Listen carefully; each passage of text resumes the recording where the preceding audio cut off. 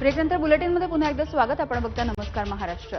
संत ज्ञानेश्वर माऊलींच्या पालखीचं 26 जूनला साताऱ्यामधल्या लोणंद इथे आगमन होणार आहे आणि याच पार्श्वभूमीवरती पालकमंत्री शंभूराज देसाई आणि मदत व पुनर्वसन मंत्री मकरंद पाटील यांनी लोणंदमधल्या संत ज्ञानेश्वर महाराजांच्या पालखी तळाची पाहणी केली आहे.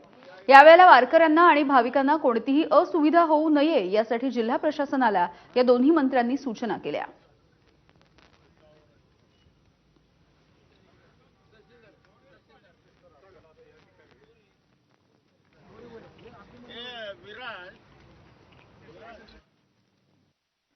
ज्या ज्या प्रशासनाच्या विभागाला ज्या सूचना आम्ही दोघांनी आता दिलेल्या आहेत, विशेषतः आरोग्या बाबतीत, इलेक्ट्रिक पॉईंटच्या बाबतीत, पोलीस बंदोबस्ताच्या बाबतीत, शांतता सुव्यवस्थेच्या बाबतीत, विद्युत पुरवठ्याच्या बाबतीत, औषध पुरवठ्याच्या बाबतीत आणि रस्त्यावरच्या पालखी सोहळ्याच्या नंतरच्या कार्यालयावर आणणाऱ्या स्वच्छतेच्या बाबतीत ही महत्वाची मुद्दे आहेत, महत्वाचे विषय आहेत.